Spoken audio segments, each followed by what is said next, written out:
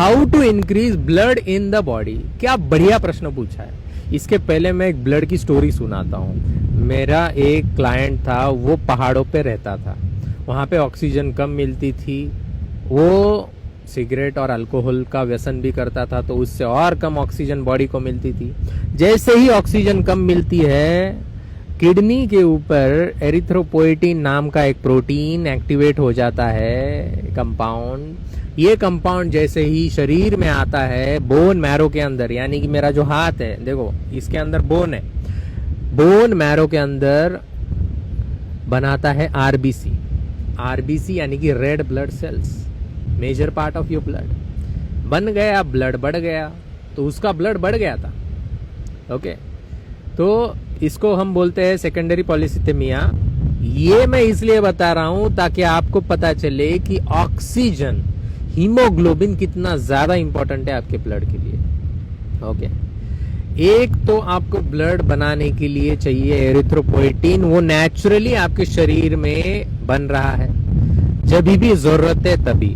जैसा वो ऊपर वाले क्लाइमेट में गया तो उसको जरूरत पड़ी तो उसका बन गया, आपका नहीं बन रहा है, क्योंकि ब्लड बनाने के लिए जो माइक्रो न्यूट्रिएंट्स लगते हैं वो शायद आपके डाइट में नहीं है, शायद आपका हीमोग्लोबिन कम है।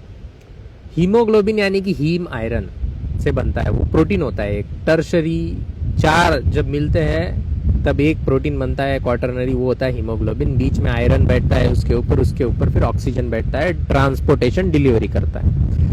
अभी ये हीमोग्लोबिन को सही तरीके से अगर बनाना है तो सबसे पहले फंडामेंटल ये चीज तो हमें देखनी चाहिए कि ब्लड बनता किससे है, खाने से। तो खाना सही से एब्जॉर्ब होना चाहिए, पेट सही से फंक्शन करना चाहिए। तो मैं ये लेके चल रहा हूँ कि आप लेके चल रहे हो कि पेट सही से फंक्शन कर रहा है, एब्जॉर्ब आप मैक्सिमम चीजें कर रहे हो, नहीं कर रहे हो तो पहले उधर काम करो। ओके, दूसरी बात, अभी फीमेल्स बहुत बार हेवी पीरियड्स कभी भी हो जाते हैं। ओके, मेंस्ट्रुएशन साइकिल सही से नहीं चल रही होती है, तो बहुत ज़्यादा ब्लीडिंग होती है, इन जनरल भी ब्लीडिंग होती है, तो बहुत ज़्यादा खून जाता है, तो इस वजह से भी हीमोग्लोबिन कम होता है, एनीमिया हो सकता है, आयरन लेवल कम है, फेरिटिन स्टोरेज कम है। तो आयरन आपको डाइट में लेना है अच्छे खासे क्वांटिटी में। तो जो नॉनवेज खाते हो तो खाओ, लीवर वगैरह उसके अंदर हीम कंटेनिंग आयरन होता है। और जो लोग नहीं खाते हैं नॉनवेज, उनके लिए ग्रीन लीफ वेजिटेबल, स्पिनच और टोफू ये बहुत बढ़िया सोर्सेस है।